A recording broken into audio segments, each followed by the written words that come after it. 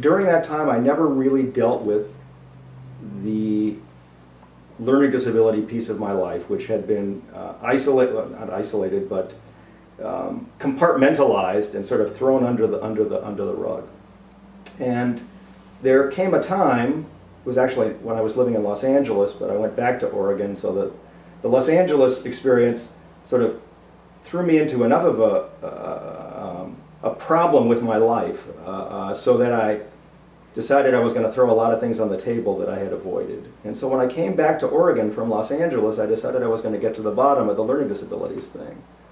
And so this is pre-computers. I think the Apple I had been invented, but I didn't know about it yet, and certainly wasn't in a position to find out about it.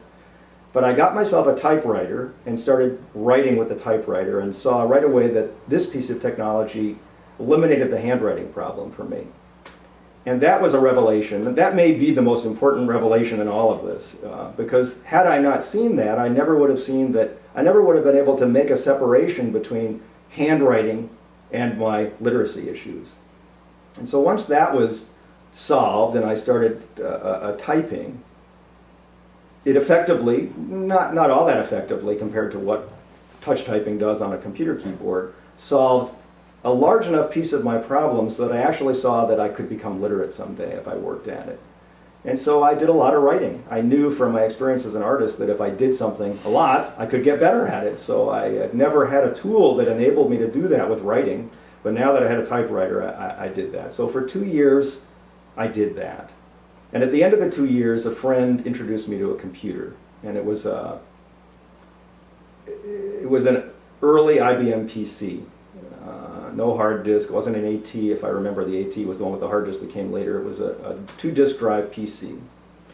And I went out and got that computer very, very quickly, and then also other computers. And I didn't have a lot of money to do this, but I thought that it would be important.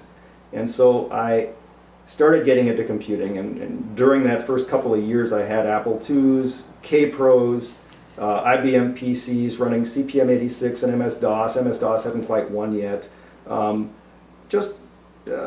because I wasn't quite sure which of these was going to be the easiest to use, and because I had read in the process of making this transition an interesting book that was also important in turning me on to what the possibilities were.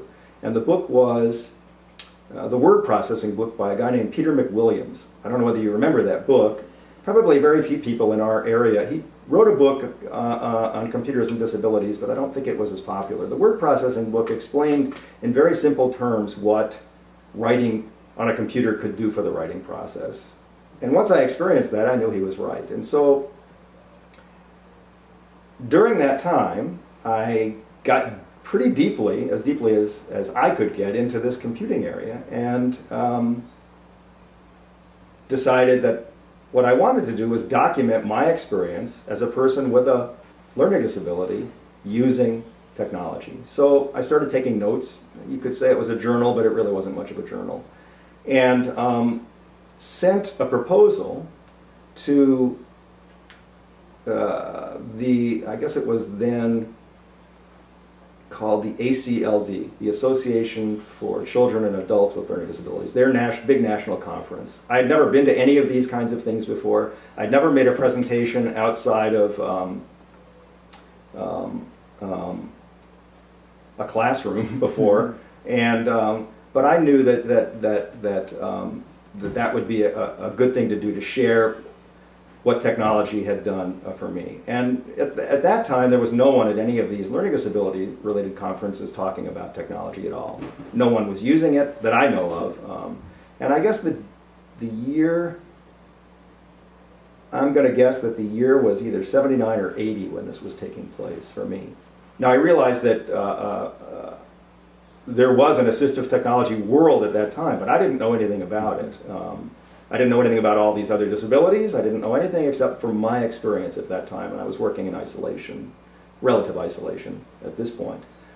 So so I sent in this proposal. I don't know what, I wasn't sure whether it was going to get accepted, or I was pretty sure it would get rejected because it was fairly highfalutin. I was talking about the second coming with the computer, and I didn't know that these are the kind of people who would accept that. They were pretty much grounded in Orton Gillingham and Annie Gillingham's books and materials and all of that. During the time that I was waiting to have that paper accepted, I had had something else that I had sent out for publication accepted in a publication called, I believe it was Coevolution Quarterly was the one. It was one of the Hohler catalog offshoots, and it was on how computers changed the writing process for me. And a woman up in Alaska read it, this article that I had written, and said there was no email at this point. I think she either called me or wrote me a letter in some pretty bad scrawl, which I had a hard time understanding. But I got the sense that she and her family all had learning disabilities. There were a bunch of people in her community. Interestingly enough, that community was Wasilla, Alaska, now made famous because it was the home or one of the homes of Sarah Palin. Mm-hmm. She and her family were all had learning disabilities, and would I consider coming up there at their expense to talk about the use of computers and for people with learning disabilities. And I said, this is great, a trip to Alaska, this is great. So I went, and there were no portable computers, so I mean, I went. They bought an IBM PC so that I could show them, I believe it was WordStar and a couple of other programs that I was using and sort of pushing for other people to use. And it became a very successful, I believe I was up there for like 3 or 4 days. And then I came home, and when I got home, I got a call from the Dean of Education at the University of Alaska, Anchorage, and said, we'd like you to come back next summer and travel around the state to all of our different places where we do outreach and talk about computers and literacy. And this is all before I did this talk at National ACLD. I think that conference was like a 1-year lead time from when you submit the proposal to when you actually, find out you did it, maybe 1.5 years. It was a long lead time, if I remember correctly. Nothing like normal, what would I know from doing hundreds of conferences since. So I went up and I had my own Bush Pilot. We strapped the University of Oregon continuing education program had bought a bunch of computers, and I had been teaching some computer courses in it, not for people with learning disabilities, just for students to learn about computers. And so they shipped, at their expense, these crates of these old compact computers. If you remember, they were the kind that looked like a sewing machine that folded down with a little screen. We shipped 20 of those up. And, and I have to say parenthetically, during that time, there had been a conference. I'm sorry, this is coming out in a slightly obscured order, but I think the audience will get it. There had been a conference in San Francisco that I had gone to called the West Coast Computer Fair, which was